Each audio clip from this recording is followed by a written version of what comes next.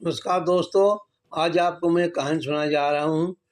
अच्छा है कि आप उसे सुने और मुझे आशा है कि वो पसंद करोगे आप लोग। एक समय की बात है जब द्वापर युग चला गया था, कलयुग आ गया था। तो कलयुग ने विचार किया कि मुझे अपने भाइयों को निमंत्रण देना चाहिए, न्योता देना चाहिए। उनने द्वापर को कहा, आज भाई मेरे यहाँ आना, आपकी दावत है। फिर त्रेता युग को कहा और फिर सतयुग को कहा कि आप भी मेरे यहाँ आओ, आप तीनों की दावत है मेरे यहाँ और आपका स्वागत करूँगा। उन्होंने कहा ठीक है भाई, हम आपका निमंत्रण स्वीकार करते हैं।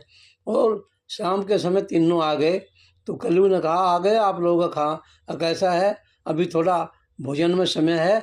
अच्छा आपको कहीं इधर घूमना हो तो आप घूम कर थोड़ी बहुत देर में आ सकते हो। तो तीनों चल दिए। एक दिशा में सतयुग चल दिया, एक दिशा में त्रेता चल दिया, एक में कलयुग चल दिया द्वापर।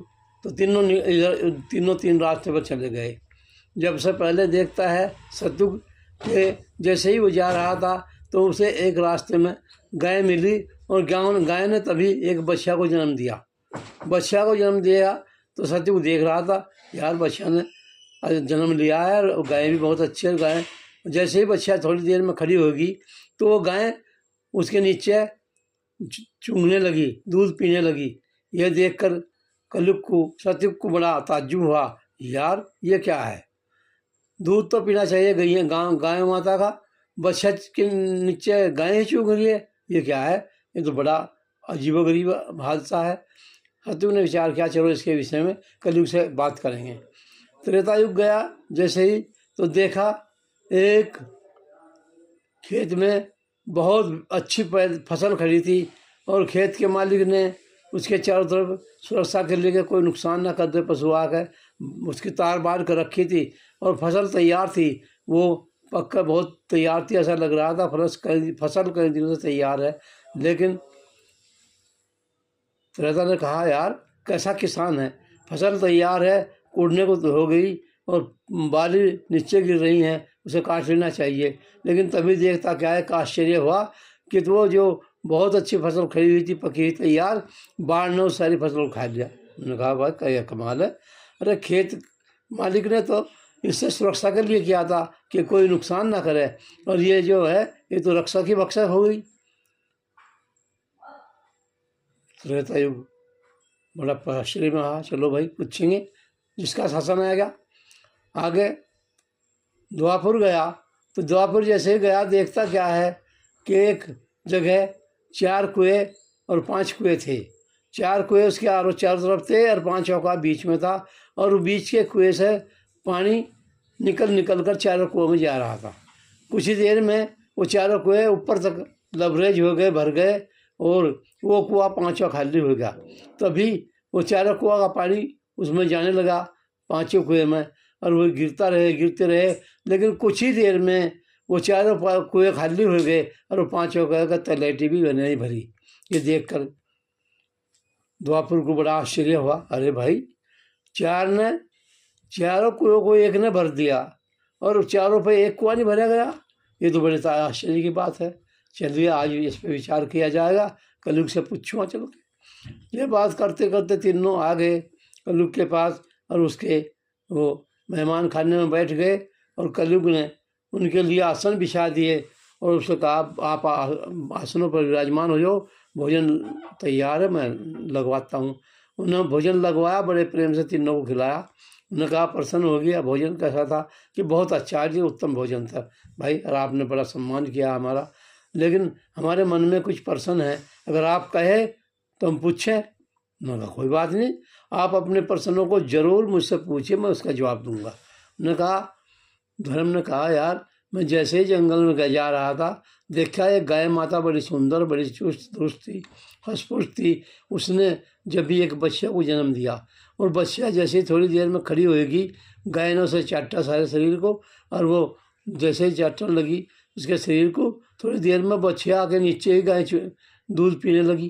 उन्होंने कहा, ये क्या बात है भाई, अरे दूध तो बच्चा को पीना चाहिए, लेकिन बच्चा के नीचे ही गाय चूंघ रही है, मुझे बड़ा ताज्जुब हुआ, ये क्या बात है भाई। उन्होंने कहा, ठीक है, आपका जवाब प्रश्न का उत्तर मैं दे रहा हूँ। देखिए आपके शासन में जिसके यहाँ बिटिया होती थी वह बिटिया का बड़ा सम्मान करते थे, उसे देवी रूप में मानते थे, देवी की तरह से पूजते थे, फिर बड़े सम्मान से उसकी शादी विवाह करते थे। लेकिन मेरे समय में कलयुग में लड़की नंगे नाच करेगी जाकर मंचों पर, कोई क्लब में जाएगी, कोई होटल में जाएगी, कोई इधर उधर जाएगी, और जैसे ही वो घूमती फिरेगी और उसकी माँ उसकी कमाई खावेगी। तो मेरे समय में यही होना है कि बेटी की कमाई माँ खावेगी। मैंने कहा यार गजब है, गजब होगा आपका सोलक भाई, यही होना मेरे शासन में। तो अब उन्होंने कहा भाई तरेगा तू भी बता। उन्होंने कहा भाई मैं गया तो एक खेत देखा मैंने, खेत में फसल बहुत पकी हुई थी, और पकी हुई भी ऐसी थी कि कई दिन से ये लगता था कि इसे फसल किसान को इसे काट लेना चाहिए। वो कुड़ कर उसकी बालियाँ भी झुक रही थी, टूट रही थी। तो मैं विचार कर रहा था यार किसान कहाँ है, कहाँ सो गया फसल तैयार करके, इसे काटने क्यों नहीं आया। तभी देखता क्या हूँ कि वो जो बाट जो सुरक्षा के लिए थी गेहूँ फसल के लिए, वो फसल को बाढ़ी खाने लगी, और थोड़ी देर में वो फसल समाप्त होगी और खेत खाली हो गया। उन्होंने कहा ये क्या आश्चर्य की बात है। उन्होंने कहा ये भी मेरे राज्य में ऐसा ही होना है। उन्होंने कहा क्या बात, कि मेरे राज्य में किसान जब फसल बोएगा तो उसकी लागत ज़्यादा होगी और पैदावार कम होगी। ये हालत हो जाएगी कि परेशान होकर किसान अपने खेत को बेचने के लिए तैयार हो जाएगा, वो उसके पैदावार उस किसान को संतुष्ट नहीं कर पाएगी, और यही होना है कि खेत की फसल को बाढ़ी खाएगी।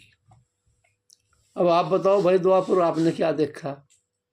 उन्होंने कहा भाई मैंने क्या देखा, मैं भी ताज्जुब में हूँ, बड़े आश्चर्य में हूँ। मैंने देखा एक जगह 4 कुएं चारों तरफ थे, बीच में एक कुआं था, और उस कुएं से पानी ऊपर निकल रहा था और वो चारों कुओं में जा रहा था। हाँ, तो देखते हैं कि वो चारों कुएं भर गए, पानी से भरपूर हो गए, और वो 5वां कुआं जो बीच में था वो खाली हो गया। ये देख कर बड़ा आश्चर्य हुआ।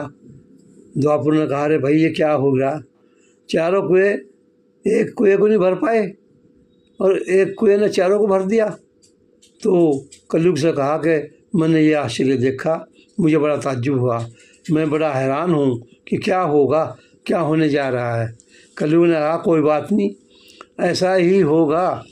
एक बाप के 4 पुत्र होंगे और वो चारों का पालन पोषण करेगा, उनके सब ब्याह शादी करेगा, उन्हें लिखा पढ़ाओगा, और जब वो बाप बूढ़ा हो जाएगा, वृद्ध हो जाएगा, तो वो चारों उसका पेट नहीं भरने के उसे दुत्कारेंगे, और वो बेचारा निराश और उदास या पड़ा रहेगा, उसका जीवन बड़ा संकटमय होगा।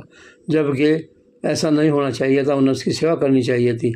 लेकिन मेरे राज्य में कलयुग ने कहा मेरे राज्य में ऐसा ही होगा, वो इकलाई बाप का पेट नहीं भर पाएंगे चारों भूत, वो परेशान और दुखी रहेगा, और जीवन भर इतने वो जीवेगा दुखी रहेगा, चारों पुत्र उसका पेट नहीं भर पाएगा। ऐसा ही मेरे राज्य में होना है। ये देख कर द्वापर ने कहा भाई ये तो बड़े ताज्जुब की बात है, आश्चर्य की बात है, ऐसा नहीं होना चाहिए, उन्हें चारों बेटों को उसका पेट भरना चाहिए। कि नहीं बस मेरे राज्य में यही होना है, इसीलिए मुझे कलयुग कहा गया है। धन्यवाद साथियों, मुझे लगा है कि आपने मेरी कहानी को ध्यानपूर्वक सुना होगा, और पसंद आए तो सब्सक्राइब करें, और इससे सब्सक्राइब करें और लाइक करें, सब्सक्राइब करें और लाइक करें। धन्यवाद।